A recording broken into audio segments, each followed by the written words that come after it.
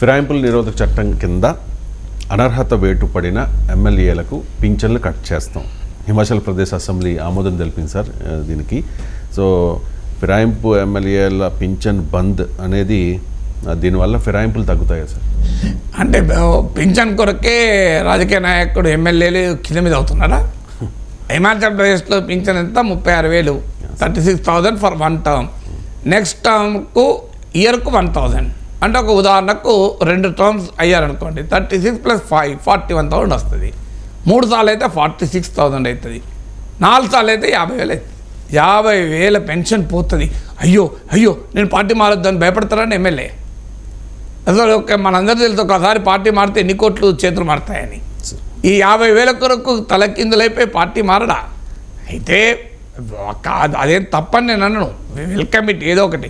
దానికన్నా పార్టీ మారితే 5 ఏళ్ల పాటు ఎన్నికల్లో పోటీ చేయకూడదు అని కనుక ఒక నిర్ణయం తీసుకున్నారు, ఒక చట్టం చేశారనుకోండి, పార్టీ మారచ్చు నువ్వు, కానీ కొత్త పార్టీలో చేరినాక 5 ఏళ్ళ దాకా పోటీ చేయకూడదు. ఏ ఎన్నికల్లో పోటీ చేయకూడదు. ఆఫ్టర్ 5 ఇయర్స్ లేదా ఆఫ్టర్ 6 ఇయర్స్, 6 ఏళ్ల తర్వాతనే నువ్వు ఎన్నికల్లో పోటీ చేయాలి అని ఒక కండిషన్ పెట్టండి. దానికి రాజకీయ ఫిరాయింపులు ఆగిపోతాయి. మీరు చూడండి, ఎందుకంటే వీళ్ళంతా మారేవారు ఎందుకు? మళ్ళీ పదవుల కొరకు కదా. ఇప్పుడు ఎమ్మెల్యే పార్టీ మారే ముందు నాకు మళ్ళీ గ్యారంటీగా నెక్స్ట్ ఎలక్షన్లో టికెట్ ఇస్తామని మాట్లాడుకుని మారుతారు. ఎంపీలు మారేవారు.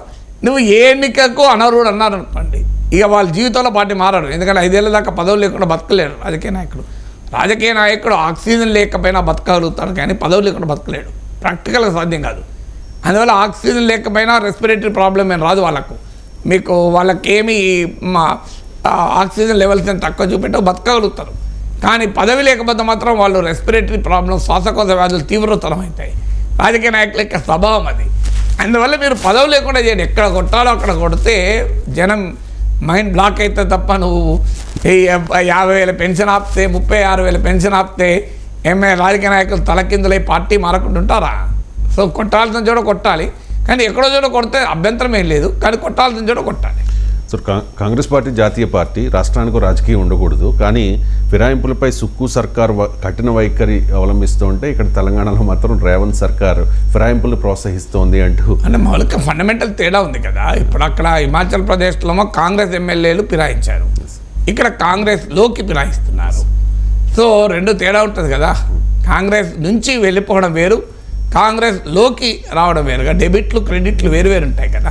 వేరువేరైనా ఇక్కడ క్రెడిట్ అక్కడ డెబిట్ కదా.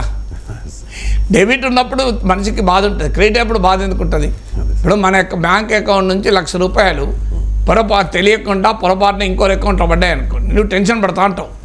కానీ నీ అకౌంట్లో ₹1,00,000 పడ్డాయి అనుకో, టెన్షన్ పడతావా? చూద్దాంలే, వాళ్ళే ఫోన్ చేస్తారు. ఫోన్ చేసినప్పుడు రిటర్న్ ఇద్దాం.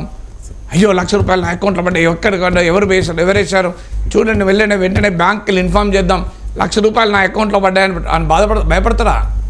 అని అంటే బ్యాంక్ కూడా వస్తాడు, వచ్చినప్పుడు రిటర్న్ ఇద్దాం, ఎవరి పడే వాళ్ళు మాట్లాడతారు, రిటర్న్ ఇద్దాం అంటాడు.